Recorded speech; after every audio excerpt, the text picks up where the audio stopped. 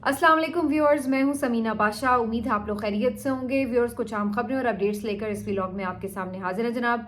खबरें इंपॉर्टेंट हैं क्योंकि जुडिशल कमीशन का एक मुतनाज़ किस्म का इजलास ख़त्म हुआ और उसके बाद कुछ नोटिफिकेशन आ चुके हैं।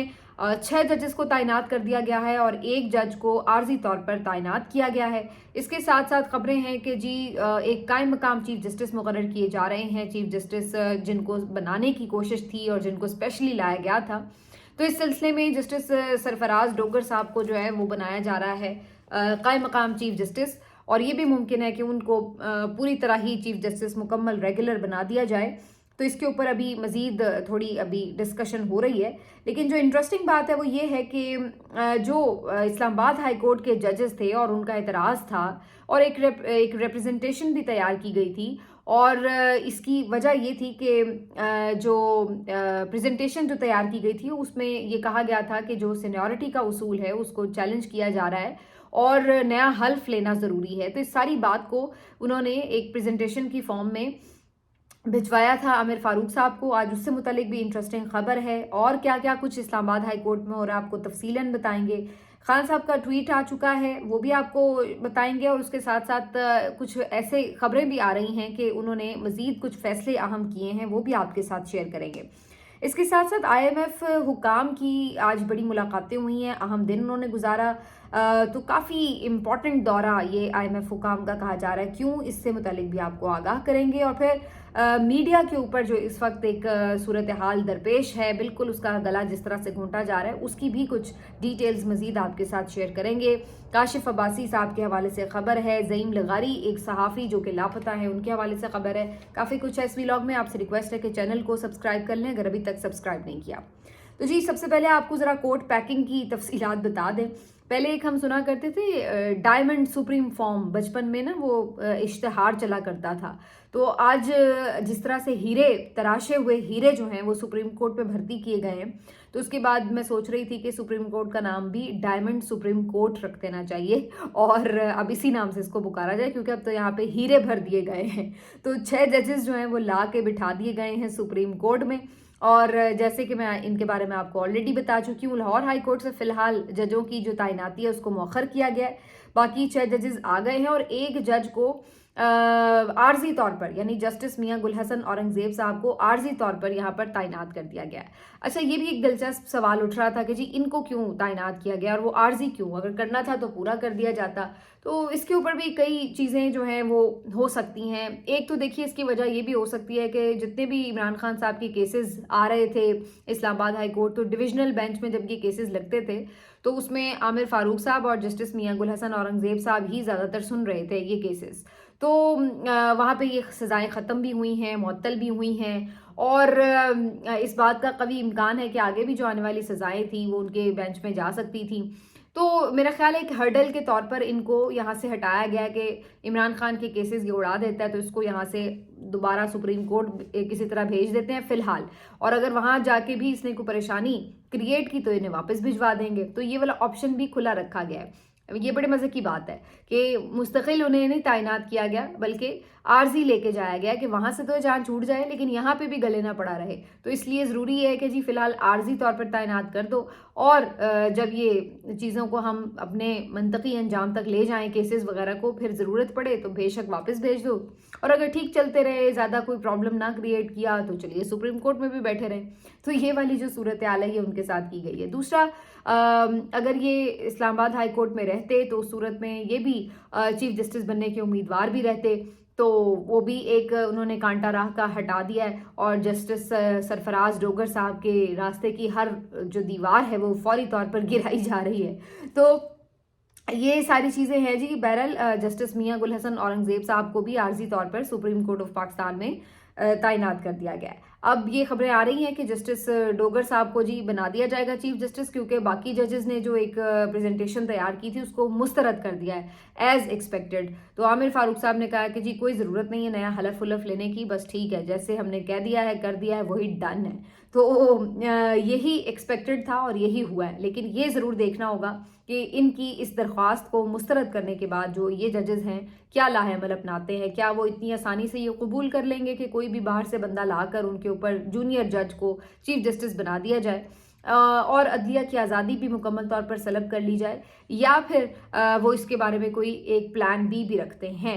اور کچھ لوگوں کا خیال ہے کہ پلان بی موجود ہے، استعفے آ سکتے ہیں، کچھ لوگوں کا خیال ہے کہ وہ میں بھی خاموش ہو جائیں اور مزید کوئی جدوجہد نہ کریں، کیونکہ فی الحال تو یہ نظر آ رہا ہے کہ کوئی بھی جو سسٹم میں اپنے ہی لوگ جب سہولت کاری کر دیتے ہیں، اب دیکھیں نا یہ تو عدلیہ کے اندر سے ہی بات ہے نا، اب چیف جسٹس ہی نہیں جب کھڑا ہو رہا اپنے ججوں کے ساتھ تو پھر باقی ججز بیچارے کتنی دیر لڑائی لڑیں گے؟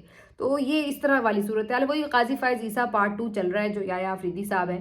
تو مزے کی بات یہ کہ قاضی صاحب کو بھگتنے کے بعد نا اب دل بھی نہیں کر رہا ہوتا کہ بندہ کسی سے کوئی ایکسپیکٹ ہی کرے۔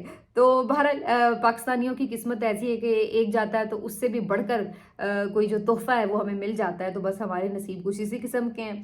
اس کے ساتھ ساتھ جی ایک اور دلچسپ بات یہ کہ مزید انتظامی جو عہدے ہیں یا جو ذمہ داریاں تھیں دیگر ہائی کورٹ کے ججز کے پاس اسلام آباد کے، وہ بھی لے کے انہی 2 ججز کو بانٹے جا رہے ہیں، سرفراز ڈوگر اور انعام امین منہاس۔ انہوں نے ٹوٹل اسلام آباد ہائی کورٹ کو ٹیک اوور کر لیا ہے، ہر لحاظ سے تمام انتظامی ذمہ داریاں ان کے پاس آ گئی ہیں، ہر اہم کیس ان کے پاس لگ رہا ہے، اور انہی میں سے ایک کو چیف جسٹس بھی بنایا جائے گا۔ تو یعنی ٹوٹل اب سمجھ لیں کہ اسلام آباد ہائی کورٹ ان 2 کے ہاتھوں میں کھیلے گی، اور باقی جو قابل سینئر آزاد ججز ہیں وہ بیٹھ کے بیچارے تماشا دیکھیں گے کہ اس عدلیہ کے ساتھ، اس کورٹ کے ساتھ اور خود ان کے ساتھ ہو کیا رہا ہے۔ اسی سے جڑی خبر بھی آپ کو دے دوں کہ پیکا ترمیمی ایکٹ جو کہ ابھی پچھلے ہفتے میں حامد میر صاحب نے، نسیم زہرا صاحبہ نے اور امیر عباس صاحب نے چیلنج کیا تھا اس کو، اور اس کے خلاف ایک پٹیشن دائر کی تھی۔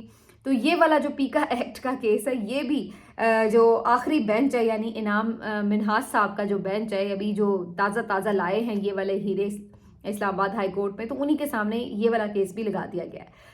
اس سے پہلے عمران خان صاحب کا توشہ خانہ کیس بھی انہی کے سامنے لگایا گیا تھا۔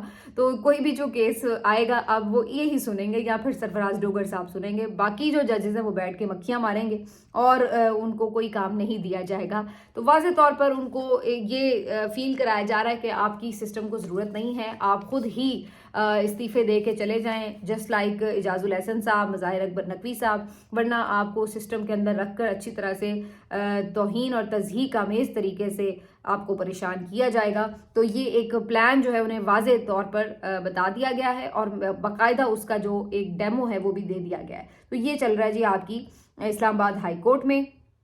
باقی اس سارے کے دوران کیا صحافیوں کے لیے کوئی بہت اچھی خبر ہے؟ پیکا کا تو آپ کو معلوم ہے ہی، لیکن اس کے علاوہ بھی 2 خبریں ہیں آج صحافیوں اور میڈیا سے ریلیٹڈ جو آپ کو یہ بتا دیں گی کہ آج پاکستان میں میڈیا کی آزادی کی حالت کیا ہے۔ زعیم لغاری یہ ایک ڈیجیٹل میڈیا سے وابستہ صحافی ہیں، اور انہوں نے مریم نواز صاحبہ کے جو پروجیکٹ تھا بائک لین والا، اس کے اوپر ایک سٹوری کی تھی، اور انہوں نے کہا تھا کہ اس میں کوئی 15 کروڑ روپے کی کرپشن ہوئی ہے، یہ جو پینٹ کیے گئے ہیں سڑکوں پر ایک لین کے اوپر، تو اس سے جو ہے وہ بہت مال بنایا گیا ہے۔ تو اس ٹائپ کی انہوں نے کچھ کرٹیسزم والی سٹوری کی تھی، جس کے بعد سے ان کو کچھ خطرات محسوس بھی ہو رہے تھے، اور اس کے بعد پھر ایک دن ان کو ان کے گھر سے اغوا کر لیا گیا تھا۔ ان کو کسی کورٹ پہ پیش نہیں کیا گیا، کسی اور جگہ پر ان کو نہیں لایا گیا، نہ ہی ان کو چھوڑا گیا ہے، فی الحال تک بھی یہ لاپتہ ہیں۔ تو آج 6 سے 7 دن ہو چکے ہیں ان کو، لیکن ان کی رہائی عمل میں نہیں آ سکی، اور کسی جگہ بھی انہیں پیش بھی نہیں کیا گیا۔ البتہ یہ خبر ضرور آئی تھی کہ ان کی بازیابی کے لیے کوئی پٹیشن دائر کی گئی ہے، لیکن ابھی تک تو اس پٹیشن کے اوپر بھی کوئی ہمیں پیش رفت نظر نہیں آتی۔ آج صحافی برادری نے کچھ صحافی جو ہیں لاہور کے، انہوں نے مل کر ان کے لاپتہ ہونے اور گمشدگی کے اوپر احتجاج بھی کیا ہے، لیکن یہ افسوس کا مقام ہے کہ پاکستان میں کوئی بھی صحافی آزادانہ اپنا کام نہیں کر سکتا۔ اب حالانکہ اگر ان کی یہ سٹوری ہے اس کی بھی میں اگر بات کروں تو میں آج ایک پرسنل ایکسپیرینس آپ کے ساتھ ضرور شیئر کر سکتی ہوں کہ آج اتفاق سے میرا فیروز پور روڈ سے گزر ہوا، اور میں نے خود اس کو آبزرو کیا کہ یہ جو پینٹ بھی ہوا ہے اور جو الگ لین بنی ہے، اس کا کیا فائدہ یا کیا نقصان ہے۔ تو آپ یقین کریں کہ اس کا 1 روپے کا بھی فائدہ نہیں ہے۔ 15 کروڑ تو بڑی رقم ہے، میرے خیال سے اگر اس کے اوپر 1 روپیہ بھی لگا ہے تو وہ بھی محض ضائع ہی ہوا ہے، کیونکہ اس کا کوئی فائدہ ہے ہی نہیں۔ فائدہ اس کا تب ہوتا ہے کہ جناب آپ کے جو ملک میں لوگ فالو کرنے والے ہیں وہ بڑا کوئی چیزوں کو قانون کو فالو کر رہے ہوتے ہیں۔ جو ٹریفک کے حالات ہیں آپ اور میں ہم سب جانتے ہیں کہ کیا ہوتے ہیں۔ تو آج بھی میں جب گزر رہی تھی تو جو بائک لین بنائی گئی ہے اس میں بھی موٹر سائیکلیں تھی، چل رہی تھی، لیکن پوری سڑک پہ اور بھی باقی جگہ پہ چل رہی تھی۔ کوئی ایسا تو نہیں تھا کہ صرف وہاں پہ چل رہی ہیں اور باقی جگہ پہ نہیں چل رہی۔ ایون فاسٹ لین تک میں موٹر سائیکلیں چل رہی تھیں. تو اس کا مقصد کیا تھا بنانے کا؟ یہ کہ جی ٹریفک کے ساری روانی میں ایک خلل پڑتا ہے جب فاسٹ لین میں بھی ہر لین میں بائکس چل رہی ہوتی ہیں اور خود ان کی جان کو بھی خطرہ رہتا ہے. تو جی ان کو ایک سیف لین دے دیا جائے تاکہ جو گاڑیاں ہیں تیز رفتار وہ ایک سائڈ سے گزر بھی رہی ہوں تو ان کی روانی میں بھی خلل نہ آئے اور جو بائکرز ہیں ان کی سیفٹی بھی رہے. مقصد بظاہر تو یہی تھا نا. لیکن پرابلم کیا ہے کہ یہاں پر اس کا فائدہ کیا ہو رہا ہے؟ کیا وہ لین میں چل رہے ہیں؟ جی نہیں، وہ تو پوری سڑک پر بھی چل رہے ہیں، لین میں بھی چل رہے ہیں. تو آپ نے وہ جو ایک الگ لین بنائی اس کو بلا وجہ پینٹ کروایا، بلا وجہ اس کے اندر ایک چھوٹی سی دیوار بھی بنا دی. اس سے ہو کیا رہا ہے؟ آپ کو پتہ ہے لاہور کا موسم کس طرح کا ہے. شدید دھند بھی پڑتی ہے جب یہاں پر سردی کا موسم ہوتا ہے، اور وہاں بعض اوقات اتنی ڈینس فوگ ہوتی ہے کہ آپ کچھ بھی نہیں دیکھ رہے ہوتے، حد نگاہ بالکل صفر ہو جاتا ہے. تو جہاں آپ کو گاڑیاں نظر نہیں آ رہی، کچھ نظر نہیں آ رہا، وہاں پہ بیچوں بیچ آپ نے سڑک کے جو یہ دیوار بنا دی ہے اس پہ کتنی گاڑیاں ٹکرائیں گی، کتنے حادثات ہو سکتے ہیں، بائکس ٹکرا سکتی ہیں، کیا سے کیا ہو سکتا ہے. مجھے نہیں پتا کہ اس کو کس طرح سے سوچ کر پلان کیا گیا. کبھی بھی ایسا نہیں ہوتا کہ سڑک کے بیچ میں آپ رکاوٹ بنا دیں کوئی، اور وہ بھی بے مقصد، جس کا کوئی حل ہی نہیں ہے، جس کا کوئی فائدہ بھی نہیں ہے. تو اتنی عقل نہیں ہے ان لوگوں کو، یا پتہ نہیں کیا ان لوگوں کی مینٹیلٹی ہے، صرف اپنی تصویر کھنچوانے کے لیے کہ جی میں نے بڑا کام کر دیا، ایک پروجیکٹ اور بیچ میں شامل ہو جائے گا باقی کاغذی پروجیکٹس میں. تو اس کے لیے اس طرح کی حرکتیں، لوگوں کی زندگی بھی خطرے میں، لوگوں کی گاڑیاں بھی خطرے میں، اور پیسہ بھی برباد. تو یہ ان لوگوں کا حال ہے. تو اس بہرحال پروجیکٹ کے حوالے سے جو خبر تھی اس کے بعد سے وہ صحافی لاپتہ ہے، اس کا کوئی بیچارے کا تھا پتہ ہی نہیں ہے. تو یہ حالت ہے کہ کوئی صحافی جو کھل کر آج کل بات کر رہا ہے اس کو اپنی جان کے نوکری کے لالے پڑ جاتے ہیں. اب کوئی چھوٹا موٹا صحافی میرے جیسا تو چلے آپ نے کر لیا جو اس کے ساتھ کر لیا، مطلب بڑے بڑے نامور صحافی بھی جو ہیں وہ اس جبر اور فستائیت سے محروم نہیں ہیں. اس وقت صورتحال یہ ہے، اور محفوظ بھی نہیں ہے. کاشف عباسی صاحب کا شو کل چلا اور انہوں نے پتن کی ایک رپورٹ جو تھی وہ اپنے انٹرو میں پڑھ کے بتائی، اور بتایا کہ کس طرح سے 2024 کا 8 فروری کا الیکشن پوری طرح سے ریگ کیا گیا تھا. اور اب یہ جو رپورٹ ہے یہ پتن کی رپورٹ ہے، یہ کاشف عباسی کی اپنی کوئی ذاتی رائے نہیں ہے کہ جی آپ جس کے اوپر برا مان گئے. ویسے تو اگر ان کی ذاتی رائے بھی ہو تو ان کو اپنی رائے دینے اور کہنے کا حق حاصل ہے. لیکن اگر آپ یہ سوچ بھی لیں کہ جی آپ اپنی رائے سے جو ہے وہ کوئی نیگیٹو بیانیاں بنا رہے ہیں تو ایون دین بھی یہ ان کی کوئی اپنی رائے نہیں تھی، یہ پتن کی رپورٹ تھی. اب ہوا یہ ہے کہ جی کل تو یہ خبر چلی کہ جی انہوں نے کیا ہے اس کے اوپر پروگرام، لیکن اس کے بعد انہیں کافی مسائل کا سامنا کرنا پڑا. اور آج خبریں یہ آ رہی ہیں کہ ARY انتظامیہ نے کاشف عباسی صاحب کو 2 ہفتے کی جبری رخصت پر بھیج دیا ہے. ان کے خود اپنی طرف سے اس طرح کی کوئی کنفرمیشن، کوئی ٹویٹر پہ کوئی بات اس طرح کی نہیں آئی ہوئی، لیکن ذرائع یہ خبریں دے رہے ہیں کہ کاشف عباسی صاحب کا جو شو ہے وہ 2 ہفتے کے لیے ان سے لے کر کسی اور کو دے دیا گیا، انہیں جبری رخصت پر بھیج دیا گیا. اب اس کا مقصد یہی ہے کہ انہیں کہا گیا ہوگا کہ بھئی یا تو آپ اپنی مرضی سے کام نہیں کریں گے اور جو ہم کہیں گے اس طرح چلیں گے، اور یا پھر آپ اگر اپنی مرضی سے کرنا ہے تو ہم آپ کو کرنے نہیں دیں گے، لہٰذا آپ پھر جبری رخصت پہ چلے جائیں. تو کوئی ایسی ہی صورتحال جو ہوگی ظاہر ان کے سامنے رکھی گئی. تو پھر انہوں نے جو بھی آپشن رکھا ہوگا ظاہر ہے اس کی بعد پھر یہ والا حرکت ہوئی ہے، اور آج ان کا شو کوئی اور کر رہا تھا. یہ چند دن پہلے بھی ARY میں اس طرح کی رپورٹرز پروگرام میں بھی خبر آئی تھی. اس وقت بھی الیکشن دھاندلی کے اوپر خاور گمن اور چودھری غلام حسین صاحب بات کر رہے تھے، اور اس دوران یہ خبر ملی کہ اچانک سے جو پروگرام ہے اس کو کٹ کر دیا گیا. پیچھے کی کہانی، پس پردہ کہانی مختلف ذرائع نے جو بتائی وہ یہ تھی کہ حسن ایوب صاحب جو اسی پروگرام میں بیٹھتے ہیں انہوں نے اپنے کوئی لنکس کے ذریعے کوئی بھاری قسم کا فون کروا کے یہ فوری طور پر جو پروگرام تھا وہ آف ایئر کروایا، کیونکہ اس پروگرام میں یہ پرانے کلپس بھی چل رہے تھے جس میں حسن ایوب صاحب بڑے دعوے کر رہے تھے کہ جناب PTI کو تو 15 سے 20 یا پتہ نہیں 30-35 سیٹیں ملیں گی، اور PMLN تو اتنی لے لے گی. وہ ساری چیزیں ظاہر ہے جھوٹ اور غلط ثابت ہوئی، جس کے بعد شرمندگی تو ہونی چاہیے لیکن ہوتی نہیں ہے.